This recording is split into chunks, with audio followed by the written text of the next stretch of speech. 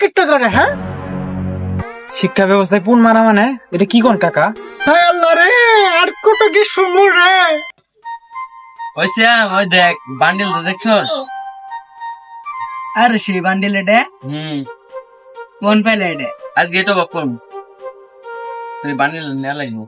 ও ভালোই বান্ডিল এটা, ভালোই বান্ডিল ফের করিও। বান্ডিল তো ভালোই। একটা করে পড়ালেখা নাই করে সারাটা দিন ফোনের মধ্যে কি করে সারা? ফোনের মধ্যে কিট্টা করে হ্যাঁ?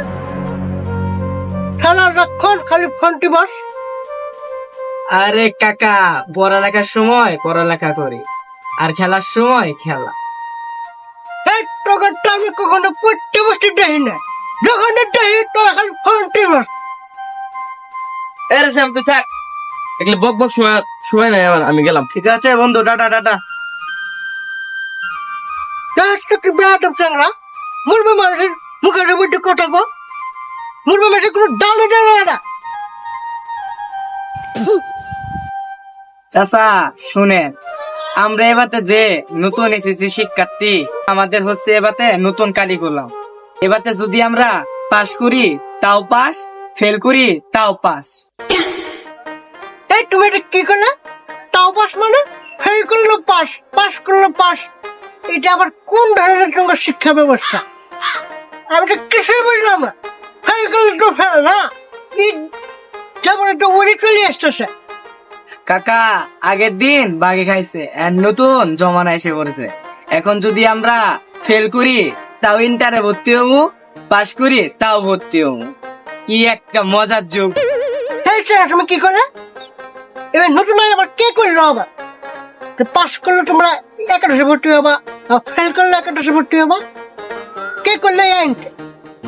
কাকা, নতুন শিক্ষামন্ত্রী আইছে না, উনি আমাদের এই সুযোগটা করে দিছে। কি মজা আমাদের শিক্ষার্থীর জন্য। হে আল্লাহ, শিক্ষা ব্যবস্থার মাগ ফেরত কামনা করতেছি। কি শিক্ষা ব্যবস্থা আনলো? পরীক্ষায় পাস করলে ভর্তি হওয়া যাবে, ফেল করলে ভর্তি হওয়া যাবে। আল্লাহ, কোন জামানে আনলাম করে? কাকা কান্দেন না, কান্দেন না, দিন গুলোই আঙ্গর বুঝছেন, আপনাকে দিন গেছে গা।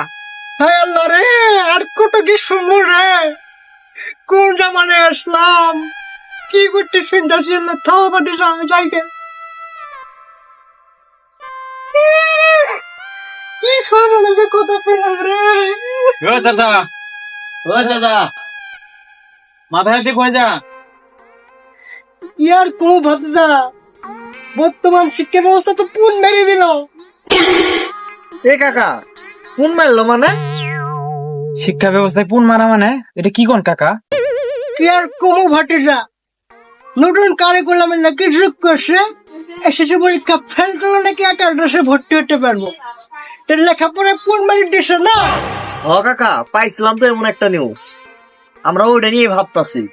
কিছুদিন আগে নতুন শিক্ষাক্রমে দিল, রান্না করা শিখালো, বিষ্ণু গোসানি শিখালো, সাইকেল চালানি হাতে শিখালো, কি বেগিনে নাচা লাগে এটাও শিখালো। পরে তো এটাকে পুন মেরে দিছে, এখন নাকি আবার পরীক্ষার পুন মেরে দিতেছে। কোন দেশে বসবাস করি ভাটিরা, এই টেনশনে তো আমি শেষ। আগামী ভবিষ্যৎ প্রজন্ম কি হবে? মূর্খ সাথে কিচ্ছুই হবো না এদের।